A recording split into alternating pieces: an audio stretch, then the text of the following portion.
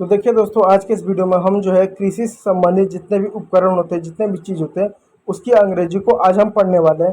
देखिए दोस्तों, ऐसा होता है कि जब भी हम अंग्रेजी को बोलते हैं या पढ़ना चाहते हैं या लिखना चाहते हैं, तो हमारे सामने एक चीज़ की समस्या आती है, वो है शब्दों की। अब जरा आप भी सोचिए, यदि आप अंग्रेजी को बोलना चाहते हैं या लिखना चाहते हो, तभी आप बोलोगे ना। जब आपके पास अंग्रेजी के शब्द हों, आपके पास जब शब्द नहीं होगा तो आप क्या बोलोगे।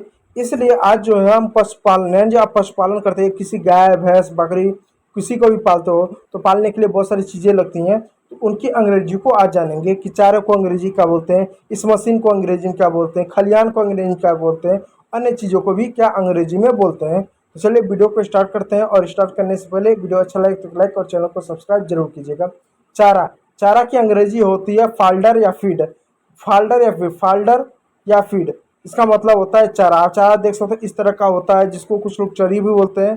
चारा मशीन को फाल्डर कटर मशीन बोलते हैं। इस तरह का हमारे यहाँ देश में समाज में इस तरह का मशीन का प्रयोग होता है, जो काले रंग का भी हो सकता है, जिसको हम लोग क्या बोलते हैं, फाल्डर कटर मशीन बोलते हैं। ठीक है। अगला शब्द आता है चरनी या खलिहान। एक चरनी ऐसा खलिहान होता है जहाँ आप अपने गाय भैंस बकरियों को चरा सकते हो, और ये गांव समाज का होता है, किसी का रोक टोक नहीं होता है, कोई भी जाकर अपने गाय भैंसों को चरा सकता है। तो इसकी अंग्रेजी होता है ट्रफ मैनेजर। ट्रफ होता है या मैनेजर बोल सकते हो, ट्रफ या मैनेजर, यानी चरनी या खलिहान आप बोल सकते हो।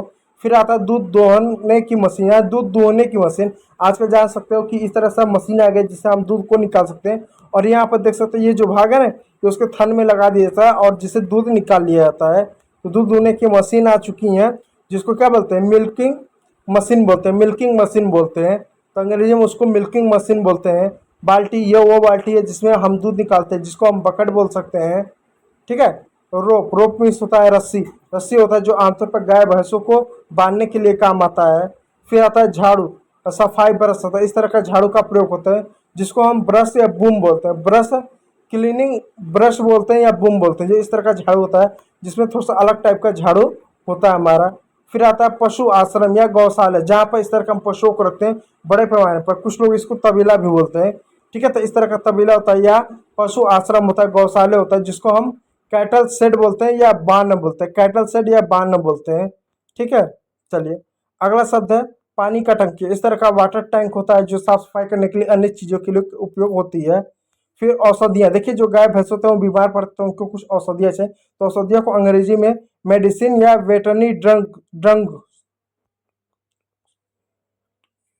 वेटरनरी ड्रग्स बोलते हैं।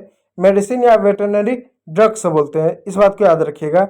फिर आता है टीकाकरण किट्स। इस तरह के कुछ टीकाकरण किट्स होते हैं जो पशुओं को दिया जाता है, जिसको वैक्सीनेट किट बोलते हैं। वैक्सीनेट किट अंग्रेजी नाम में बोला जाता है। ठीक है। फिर उसका देखिए जो गाय भैंसों होते हैं, कुछ अपने गाय भैंसों में इस तरह से नथ बनाते हैं या रिंग बनाते हैं, जिनको अंग्रेजी में नोज रिंग या क्लीपर कहते हैं। नोज रिंग या क्लीपर इसको कहा जाता है। अगला शब्द आता है गोबर उठाने वाला फाड़ा। इस तरह का फाड़ा होता है, कुछ लोग लकड़ी का भी प्रयोग करते हैं, जो गोबर उठाता है, जिसका अंग्रेजी शब्द है डग शवल बोलते हैं। डग मीन्स होता है गोबर और शवल मीन्स से उठाने वाला, तो डग शवल इसको बोलते हैं।